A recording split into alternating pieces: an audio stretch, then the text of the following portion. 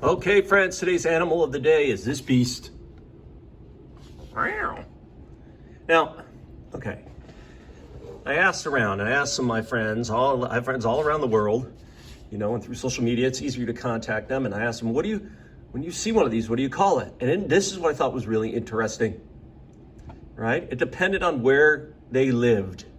Like, I have friends who live out in the desert Southwest, like Arizona, and they'd say, well, easy, that's a puma. But then most of the people around here would call it a mountain lion. In the Navajo language, it's known as an igmu. But out in the Rocky Mountains, it's called a cougar. The Lakota people, who have been in North America for thousands of years, called it a nashdoiso. In Florida, they call it the panther. Over in New England, especially in Vermont, it's called the catamount. And then I had just one friend who said, hey, that's just some kind of big kitty. Huh. No, but it's weird, right? Like, this one animal has, at least 8 different names. Now, some of them are different languages. Like, puma is kind of Spanish and English, right? But in English alone, it's mountain lion, panther, catamount, right? Cougar. And then let's see, there's names that were given, like you wouldn't call this animal a mountain lion in Florida because there's no mountains. That's probably why they call it a panther down there, right? And, the native people who've been here for centuries more than most of our ancestors anyway, they've had names for these beasts for years that is in their own language. So the question is, what is this beast? So like yesterday, I looked it up on one of those, what do you call it? Dichotomous key. Right? Remember how that works? You start with question 1, right? It tells you the cat has a short or long tail. It's got a long tail. I'll go to step 3. Is it plainly colored or patterned? It's pretty plain. Does it have a mane around its neck? No. Is it mostly tan or brown, or is it black? It's definitely tan or brown. Go to step 6. Is tan with white, tan above and white to buff below? Yeah, I'd say so. All right. And then we get to the end. There it is. That's what it is. This animal is a Felis concolor. That's its name. That's its official name. All of these others are nicknames in various languages, but this is the official name of that beast, Felis concolor. And you'll find that every animal and plant and fungus and protist and bacteria on Earth, for that matter, have their own official name, regardless on what you might call it in your native language. And that name's called the scientific name. And it was invented by a guy named Carl von Linné. And Carl von Linné decided that he didn't like the idea of confusion with names.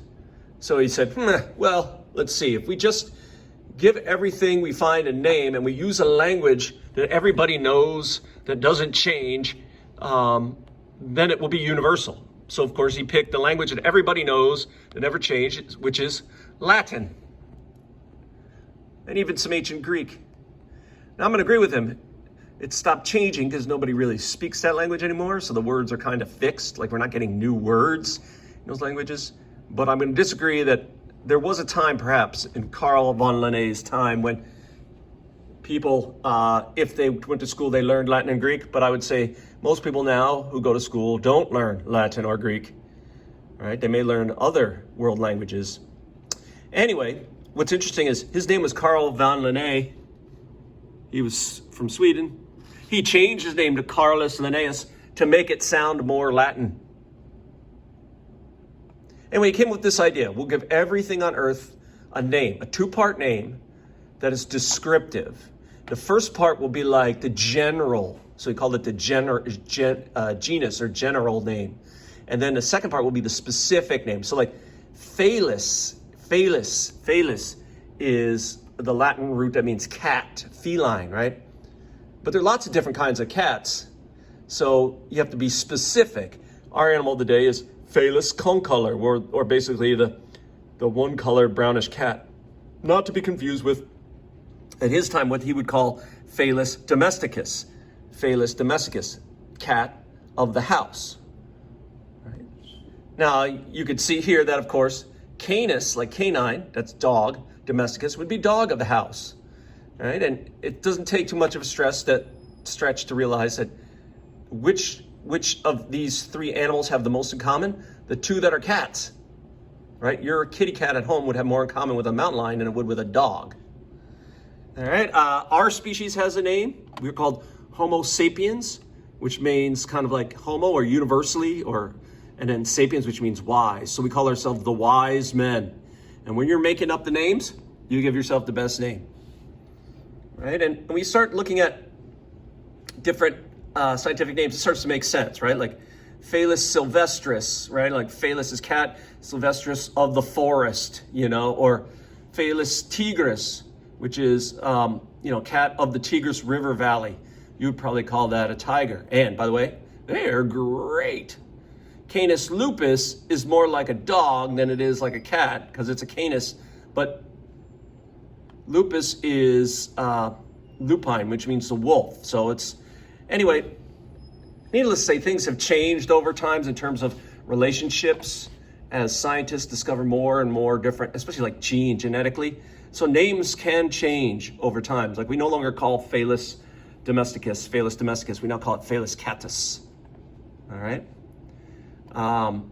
Here's some that haven't changed. Some plants that live around here, the acers, Acer sacrum, Acer rubrum, and Quercus rubrum. The two acers have more in common. Those are these two guys, the maples. This is Acer saccharum, the sugar maple, and this is Acer rubrum, the red maple, right? These two maples are more alike genetically than they are to the Quercus rubrum, the red oak. All right, so today in your part 2, we're going to concentrate on cats. Meow, meow. And you're going to identify different cats. Here's our animal of the day, our spirit animal today, the puma or the cougar, right? And you could see, cats are related to each other, obviously. And if you remember Charles Darwin, he would say there had to have been a common ancestor of all cats. And then over time, different environmental changes have caused differences amongst different species of cat. Simple enough, right? And then you can track that both through looking at genes and SNPs, but also looking at fossils and figure out like pumas, jaguarindis, and cheetahs seem to be more related to each other than any other cat. Their last common ancestor was 5 million years ago. That was a cat-like thing, but it was not a cheetah or a cougar. It was something different that is not here anymore, but its descendants became these things, right? That's Darwin and natural selection. We know from the fossil record that there are cats that are extinct, right? Like the famous saber-toothed cats, the long-toothed cats. Then we know they're extinct because they are not around now, but they left plenty of fossils. And then what's really interesting is that now we take the modern house cat, Felis sylvestris or Felis catus, and through selective breeding, now we have different breeds of, right? But these guys are all the same. Well, they're all the same species because they can all interbreed. So yes, like a Siamese and a Norwegian forest cat and a domestic short hair and a Persian, they're all just cats, right? They're all the same species, but they're breeds. I guess if you let time go long enough and you didn't let them interbreed, some might diverge and become different species. And then of course there's a grumpy cat. Anyway, part 2, you're gonna identify some cats. And in part 3, you're gonna take a look at some of the big cats, especially the ones found in the dark continent of Africa. Big, beautiful cats and how they can coexist in similar environments. Enjoy.